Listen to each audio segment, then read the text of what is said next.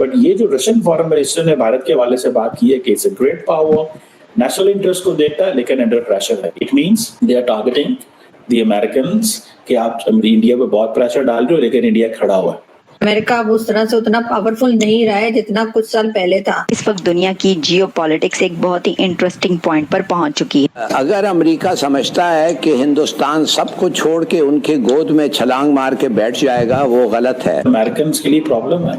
बहुत बड़ा मामला, एक बहुत अहम खबर आपके सामने रखते हैं। भारत के रूस से बढ़ते ताल्लुकात। रशियंस टेक इक्वल प्राउड कि भाई इंडिया के साथ हमारा इतना बड़ा टाई अप है, जो पब्लिक को डिस्प्ले के लिए मैंने देखा रशियन पब्लिक उसके साथ फोटो खिंचा रही थी। रशियंस ये कहते हैं कि जो अमेरिका है जब वो एशियन पावर से बात करता है तो वो चाइना से अलग बात करता है, इंडिया से अलग बात करता है। मींस के चाइना से वो जरा अच्छे अंदाज से बात करता है, इंडिया से जरा अच्छे अंदाज से बात करता है, बाकी ममालिक को वो इक्वल नहीं समझता। रशियन फॉरेन मिनिस्टर लेवरोव ने यूनाइटेड नेशंस में एक स्टेटमेंट जारी की है भारत और अमेरिका के हवाले से।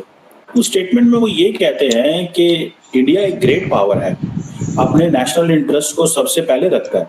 जाहिर बात है ये स्टेटमेंट जो फॉरेन मिनिस्टर लेवरोव ने जारी की है ये बड़ी इंपॉर्टेंट स्टेटमेंट, और इसीलिए वो कह रहे हैं कि इंडिया जो है वो ग्रेट पावर है। मुझे पिछले साल जो इंडिया और रशिया की जो बायलैटरल ट्रेड है that has cross $65 billion, mainly energy imports हैं, तकरीबन 55 या इससे भी ज्यादा।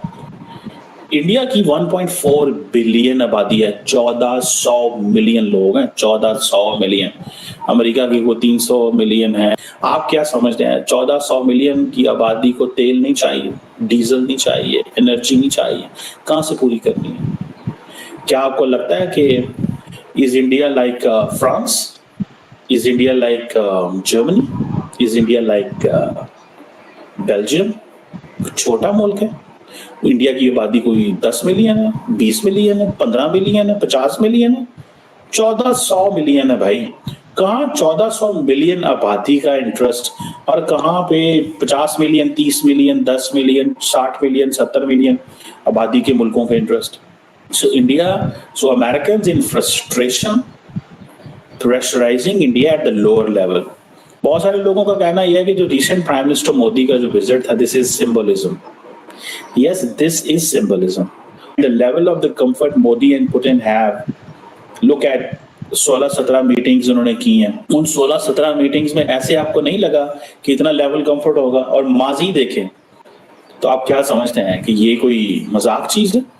सो वो जो जॉइंट स्टेटमेंट अगर आप लोगों ने नहीं देखी, वो Indian ministry of external affairs की जरा वेबसाइट पे जाके पढ़ें। 81 पैराग्राफ, तो छोटी स्टेटमेंट है। जो बाइडेन की एंड मोदी की स्टेटमेंट थी आई थिंक 33 पैराग्राफ की स्टेटमेंट, ये 81 की है।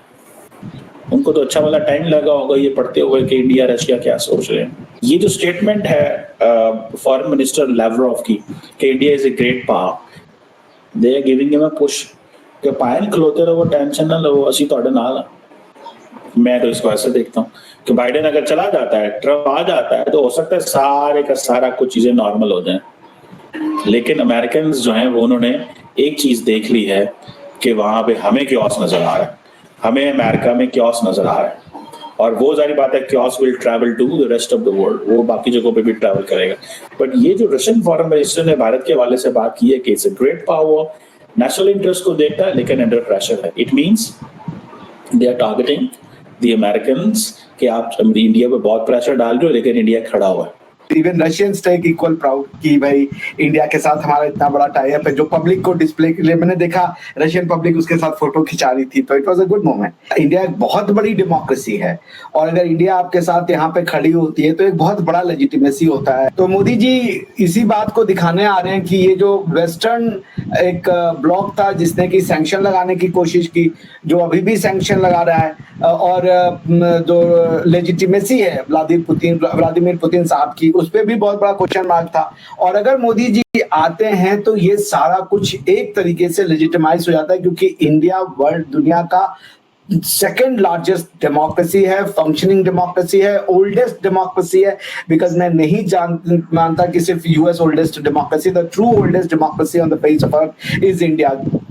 तो उसमें ये एक डेमोक्रेसी के साथ इनको एक लेजिटिमेसी मिलना पुतिन साहब को कि हाँ इंडिया हमारे साथ खड़ा है, उनके सेल्फ कॉन्फिडेंस के लिए भी बहुत इंपॉर्टेंट है। अब अगर आप इसका इकोनॉमिक एस्पेक्ट देखें तो इंडिया ने over the period of time जो 2/3 हमारा इंपोर्ट होता था आर्म्स का, वो धीरे धीरे रशिया से घट के 1/3 हो गया है। लेकिन अगर हमारी आर्म्स इंपोर्ट 2/3 यानी कि समझ लीजिए 66% से घट के 33% पे आ गई है, तो हमारा जो पेट्रोल का इनसे वो है, जो हमारी एनर्जी नीड्स है, वो हमने कई गुना बढ़ा दी है। उसी तरीके से जो इनके दूसरे केमिकल्स हैं उसको भी इंडिया काफी तेजी से खरीद रहा है।